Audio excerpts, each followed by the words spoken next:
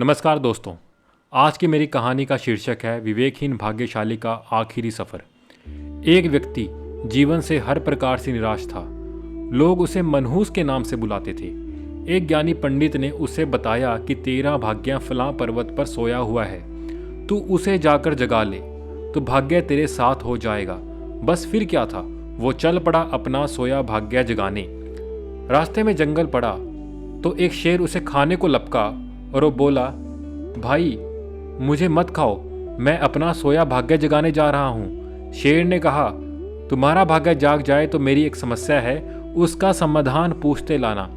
मेरी समस्या ये है कि मैं कितना भी खाऊं मेरा पेट भरता ही नहीं है, हर समय भूख की ज्वाला से जलता रहता है। मनहूस ने कहा, ठीक है। आगे जाने पर एक किसान के घर उसने रात बिताई। बातों बातों में पता चला कि वो अपना भाग्य जगाने जा रहा है। किसान ने कहा कि मेरा भी एक सवाल है, अपने भाग्य से पूछकर उसका समाधान लेते आना। मेरे खेत में मैं कितनी भी मेहनत कर लूं, पैदावार अच्छी ही नहीं होती। मेरी शादी योग्य एक कन्या है, उसका विवाह इन परिस्थितियों में मैं कैसे कर पाऊंगा। मनहूस बोला, ठीक है। और आगे जाने पर वो एक राजा के घर मेहमान बना। रात्रि भोज के उपरांत राजा ने यह जानने पर कि वो अपना भाग्य जगाने जा रहा है, उससे कहा, मेरी परेशानी का भी अपने भाग्य से पूछते आना।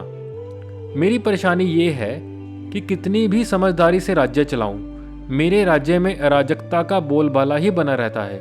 मनहूस ने उससे कहा, ठीक है।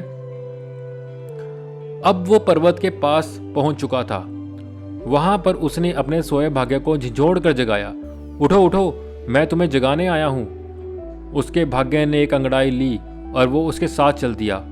उसका भाग्य बोला, अब मैं तुम्हारे साथ हरदम रहूंगा। अब वो मनहूस ना रह गया बल्कि भाग्यशाली व्यक्ति बन गया था और अपने भाग्य की बदौलत वो सारे सवालों के जवाब जानता था। वापसी यात्रा में वो उसी राज्य का मेहमान बना और राजा की परेशानी का हल बताते हुए वो बोला, चूंकि तुम एक स्त्री हो और पुरुष वेश में राजकाज संभालती हो, इसलिए राज्य में अराजकता का बोलबाला है। तुम किसी योग्य पुरुष के साथ विवाह कर लो, दोनों मिलकर राज्यभार संभालो तो तुम्हारे राज्य में शांति स्थापित हो जाएगी। रानी बोली, तुम ही मुझसे भी ब्याह कर लो और यहीं रह जाओ। भाग्यशाली बनकर वह मनहूस इनकार करते हुए बोला, नहीं नहीं, मेरा तो भाग्य जाग चुका है, तुम किसी और से विवाह कर लो। तब रानी ने अपने मंत्री से विवाह कर लिया। सुखपूर्वक राज्य चलाने लगी। कुछ दिन राज के मेहमान बनने के बाद उसने वहां से विदा ली। चलते चलते वो किसान के घर पहुंचा और उसके सवाल के जवाब में बताया कि तुम्हारे खेत में 7 कलश हीरे जवाहरात के गड़े हैं। उस खजाने को निकाल लेने पर तुम्हारी जमीन उपजाऊ हो जाएगी और उस धन से तुम अपनी बेटी का ब्याह भी धूमधाम से कर सकोगे। किसान ने अनुग्रहित होकर उससे कहा कि मैं तुम्हारा शुक्रगुजार हूँ, तुम ही मेरी बेटी से ब्याह कर लो। पर भाग्यशाली बन चुका वह व्यक्ति बोला, नहीं नहीं, मेरा तो भाग्योदय हो चुका है, तुम कहीं और अपनी सुंदर कन्या का विवाह करो। किसान ने उचित वर देखकर अपनी कन्या का विवाह किया और सुखपूर्वक रहने लगा। कुछ दिन किसान की मेहमान नवाजी भोगने के बाद वो जंगल में पहुंचा और शेर से उसकी समस्या के समाधान स्वरूप कहा कि यदि तुम किसी बड़े मूर्ख को खा लोगे तो तुम्हारी ये क्षुधा शांत हो जाएगी। शेर ने उसकी बड़ी आवभगत की और यात्रा का पूरा हाल जाना। सारी बात पता चलने के बाद शेर ने कहा कि भाग्योदय होने के बाद इतने अच्छे और बड़े मौके गंवाने वाले ये इंसान तुझसे बड़ा मूर्ख और कौन होगा। तुझे खाकर ही मेरी भूख शांत होगी।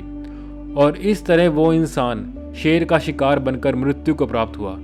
सच है, यदि आपके पास सही मौका परखने का विवेक और अवसर को पकड़ लेने का ज्ञान नहीं है तो भाग्य भी आपके साथ आकर आपका कुछ भला नहीं कर सकता। धन्यवाद दोस्तों।